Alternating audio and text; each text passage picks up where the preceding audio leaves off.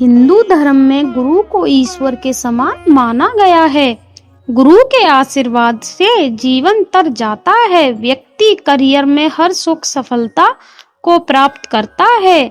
गुरु के प्रति सम्मान प्रकट करने के लिए ही आषाढ़ महीने की पूर्णिमा का दिन सर्वश्रेष्ठ माना जाता है।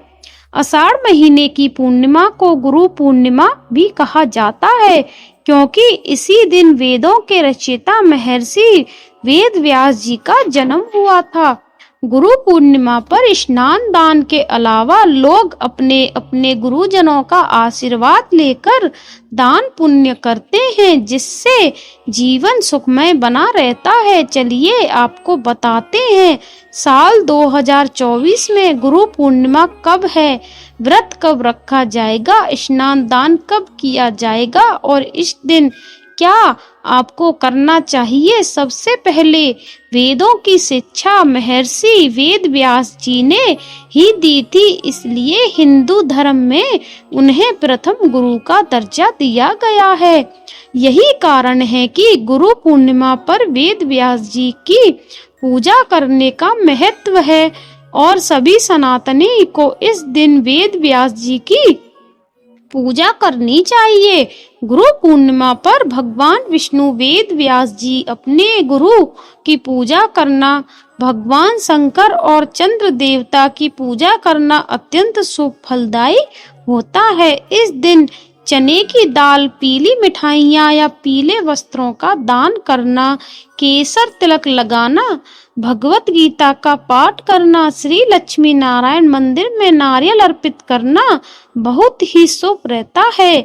गुरु पूर्णिमा का दिन इसलिए भी खास होता है क्योंकि इसके अगले दिन से ही सावन का महीना प्रारंभ हो जाता है और सावन का महीना देवों के देव महादेव को समर्पित होता है। गुरु को पूर्णिमा के दिन सुबह जल्दी उठकर स्नान करना चाहिए। स्नान यदि पवित्र नदी में करें तो बहुत अच्छी बात है। अगर ऐसा करना संभव ना हो तो नहाने के पानी में थोड़ा सा गंगा जल डालकर स्नान कर सकते हैं। स्नान करते समय गंगा जी सहित सभी पवित्र नदियों का ध्यान करें। इसके बाद साफ सुथरे वस्त्र धारण करें। वस्त्र धारण करने के बाद एक चौकी पर अपनी भगवान, अपने आराध्य देवी देवताओं की मूर्तियां, तस्वीर की स्थापना करें। वेद व्यास जी की यदि तस्वीर या मूर्ति है तो उनकी स्थापना करें।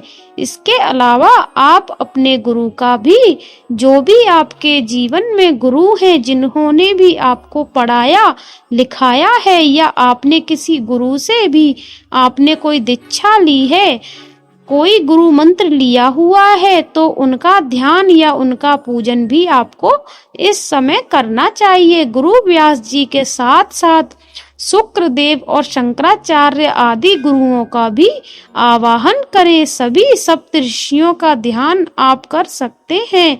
गुरु परंपरा सिद्ध थम व्यास पूजाम करिष्यम इस मंत्र का जाप करें। अगर आपके जीवन में कोई गुरु नहीं है, आप किसी को गुरु बनाना चाहते हैं, तो आप आज उनके घर जाकर उनका पूजन करें और उनके चरण छूकर आशीर्वाद लें।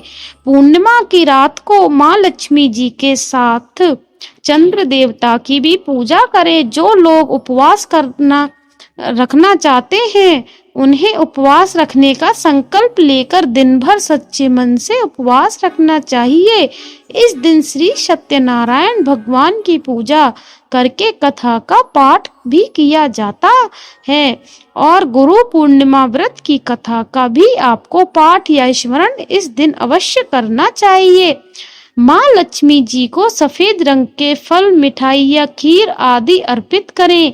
चंद्र देवता को रात के समय चंद्रोदय होने पर जल अर्पित करने के बाद खीर का या सफेद मिठाई का भोग लगाकर उसके बाद ही अपना उपवास खोलना चाहिए, क्योंकि पूर्णिमा का जो व्रत होता है वह बिना चंद्र देवता की पूजा के अधूरा रहता है। इसलिए चंद्र देवता की पूजा करते समय, जल अर्पित करते समय ओम सह चंद्रमसे नमः इस मंत्र का जाप कम से कम 3 बार अवश्य करें।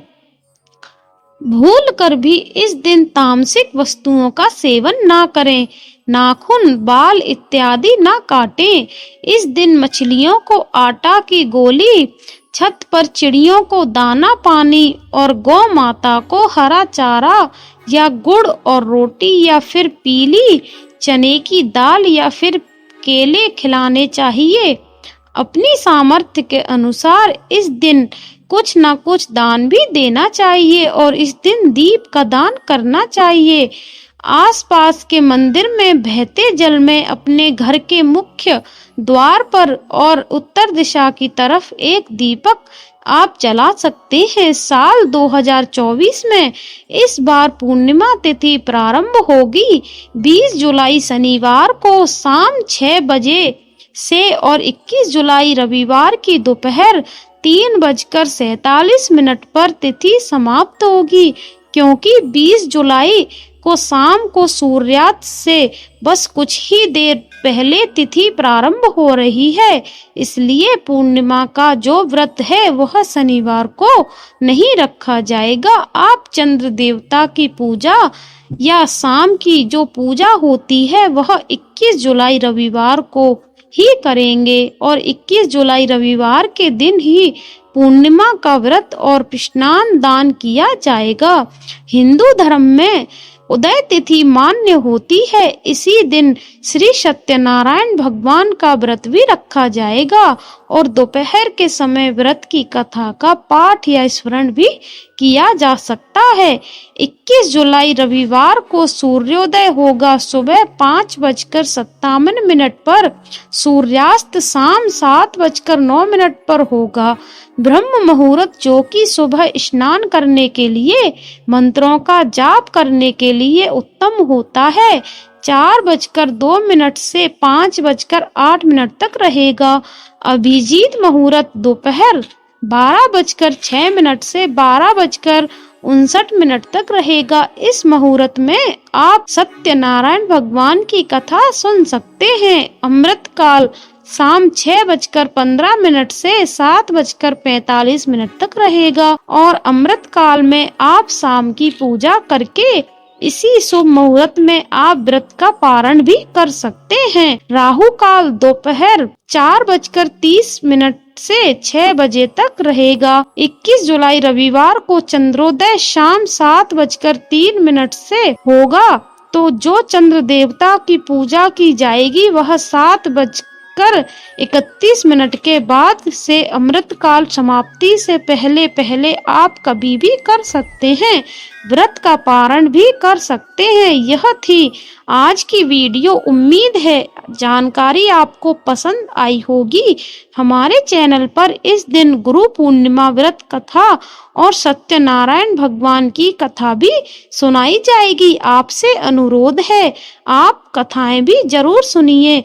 अगर आप हमारे चैनल पर नए हैं तो हमारे चैनल को सब्सक्राइब कर दीजिए और वीडियो को एक लाइक जरूर करिए।